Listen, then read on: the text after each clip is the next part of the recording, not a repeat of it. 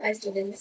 आज की इस वीडियो में हम देखेंगे कि राइटिंग टास्क 2 एस्से के लिए हम आइडियाज इजीली कैसे जनरेट कर सकते हैं एंड आइडियाज जनरेट करने के साथ साथ हम उसे प्लान में कैसे डालें। बिकॉज अगर हमारा प्लान अच्छा होगा we be able to write the essay much faster. Here's the topic. Entertainment such as playing electronic games on portable devices will be harmful to individuals and the society they live in. To what extent do you agree or disagree? सो इस it means कि entertainment किस तरह का entertainment, जैसे कि playing electronic games portable portable devices पे, जैसे कि phone, Nintendo, will be harmful to individuals, लोगों के लिए भी हार्मफुल होगा एंड सोसाइटी के लिए भी हार्मफुल होगा। To what extent do you agree और डिसएग्री? सो क्या आप अग्री करते हैं या डिसएग्री करते हैं? सो फर्स्ट हम अपनी पोजीशन देखेंगे कि हमारे पास ज़्यादा पॉइंट्स किस फेवर में है, अग्री में या डिसएग्री में। I personally agree. मुझे ऐसा लगता है कि हाँ, it is harmful and it will be harmful for people as well as society. So let's see कि हम आइडियाज़ कैसे जनरेट करेंगे। सबसे पहला स्टेप, जैसे ही हम क्वेश्चन देखते हैं, फर्स्ट ऑफ ऑल हम अपने नोट पैड पे कुछ सिनोनिम्स लिखेंगे सो दैट कि जब हम ऐसे लिखते हैं हम टाइम ना खराब करें just by stopping and thinking about कि अब मैं अगला वर्ड क्या लिखूं अगर मुझे रिपीट नहीं करना क्वेश्चन को। तो हम कुछ सिनोनिम्स पहले ही सोचेंगे। सो कुछ वर्ड्स जैसे कि एंटरटेनमेंट, उसके लिए हम यूज़ कर सकते हैं अम्यूजमेंट या leisure. Playing we can say engaging in या फिर इंजॉइंग। इलेक्ट्रॉनिक गेम्स को हम वीडियो गेम्स कह सकते हैं। पोर्टेबल को हम मोबाइल या हैंड हेल्ड कह सकते हैं। Will be we can say tends to be. Harmful could be detrimental, damaging. Individuals means people या सिटीजन्स। और सोसाइटी के लिए हम यूज़ कर सकते हैं community, social environment. They live in means inhabit, they reside in या दे ड्वेल इन। सो ज़रूरी नहीं है कि हमें ज़्यादा ज़्यादा लिखने हैं, whatever you can think of, because we have very limited time for planning and this is a part of planning. Synonyms and idea generation, then making a plan. So synonyms हमारे ये हो गए। Now coming to idea generation, मैं इसके साथ agree करती हूँ, ठीक है।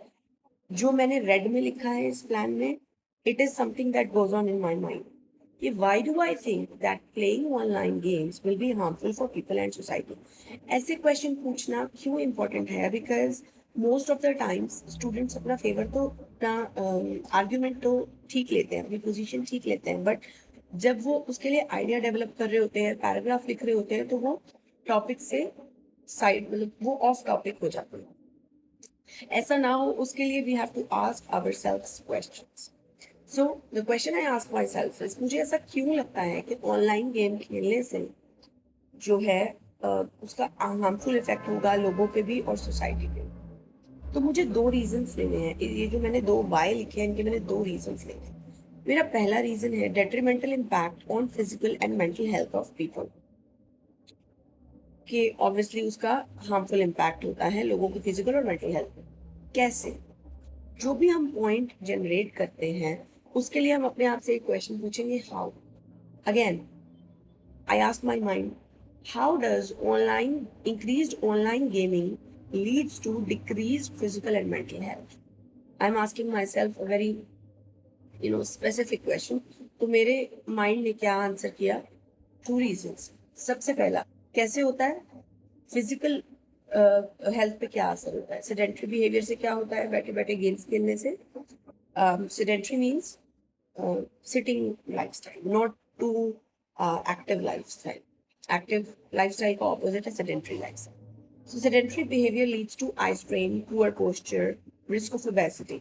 So मैंने प्रूव किया कि हाँ, उससे फिजिकल हेल्थ पे इफेक्ट पड़ता है। Now coming to mental health, constant online gaming से compulsive behavior. Compulsive behavior means kids start behaving as if they are addicted.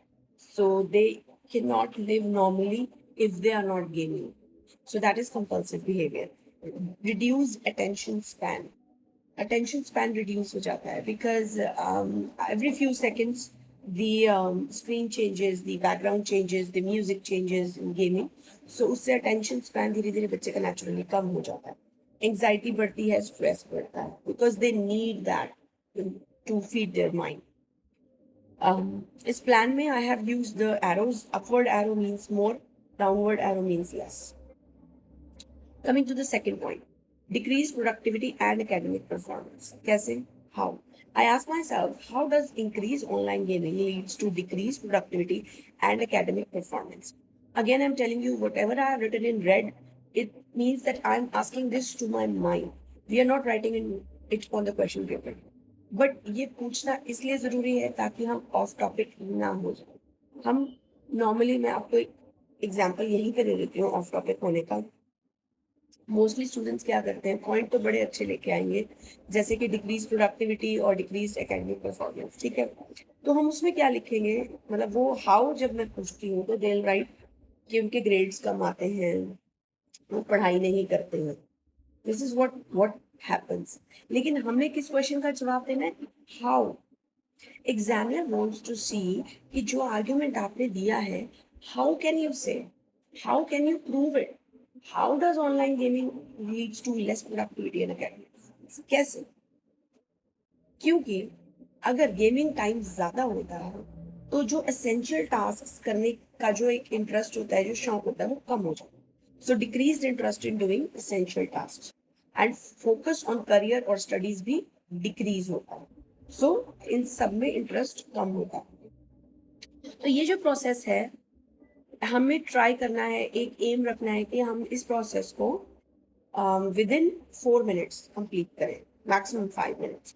That is writing synonyms, idea generation, idea development. Of course, idea generation, idea development, it's part of a plan, of the plan that you make. And plan बनाने से हमारे जो task response के points हैं वो काफ़ी बढ़ जाएंगे, बिकॉज बहुत बहुत लेस चांसेस होते हैं कि हम ऑफ टॉपिक हो जाएं. So I hope this was helpful.